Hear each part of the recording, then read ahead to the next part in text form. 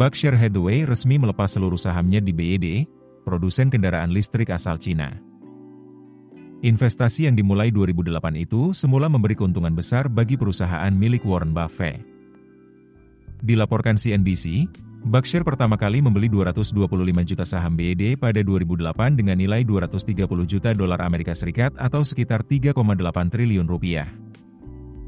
Nilai itu melesat pada kuartal kedua 2022, mencapai 9 miliar dolar Amerika Serikat atau sekitar 149,8 triliun rupiah. Berkshire mulai mengurangi kepemilikan di BYD sejak Agustus 2022. Hingga Juni 2023, hampir 76% saham dilepas sehingga kepemilikan tinggal di bawah 5%. Posisi ini membuat Berkshire tak lagi wajib melaporkan transaksi penjualan ke Bursa Efek Hong Kong. Data terakhir menunjukkan masih ada 54 juta saham tersisa. Namun laporan kuartal pertama Berkshire Hathaway Energy, anak usaha yang memegang saham BYD, mencatat nilai investasinya 0/31 Maret 2024. Juru bicara perusahaan mengonfirmasi seluruh saham sudah dijual. Keputusan membeli BYD diambil atas saran mendiang Charlie Munger. Rekomendasi itu setelah melihat prospek menjanjikan dari BYD. Prediksi itu terbukti. Saham BYD melonjak sekitar 3.890% selama Berkshire menjadi pemegang saham. Buffett sendiri belum pernah menjelaskan detail alasan pelepasan saham BYD. Pada periode yang sama, Berkshire juga melepas hampir seluruh sahamnya di Taiwan Semiconductor senilai sekitar 4 miliar dolar Amerika Serikat atau 66,5 triliun rupiah. Saham itu dijual hanya beberapa bulan setelah dibeli. Buffett menilai risiko geopolitik terlalu besar akibat klaim Beijing atas Taiwan. Buffett jarang berbicara politik belakangan ini.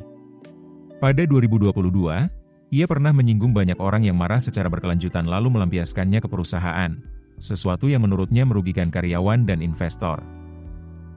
Meski kerap berbeda pandangan dengan Donald Trump, keduanya sejalan dalam satu hal, perusahaan sebaiknya berorientasi jangka panjang. Trump menulis di Truth Social pekan ini, Komisi Sekuritas dan Bursa sebaiknya mengizinkan perusahaan melaporkan laba setiap 6 bulan sekali, bukan tiap kuartal. SEC mengatakan kepada CNBC usulan ini sedang diprioritaskan untuk mengurangi beban regulasi yang dianggap tidak perlu. Buffett sendiri sudah lama menentang panduan laba per saham setiap kuartal. Ia menilai praktik itu mendorong perusahaan terjebak pada target jangka pendek. Menurutnya, laporan kuartalan tetap diperlukan, tetapi harus memberi gambaran retrospektif tentang kinerja aktual, bukan ramalan laba. Dengan begitu, pemegang saham dan publik bisa menilai kemajuan perusahaan dengan lebih akurat.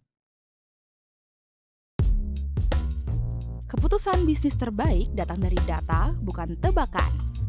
Mudah berlangganan Business Insight dengan subscribe with Google.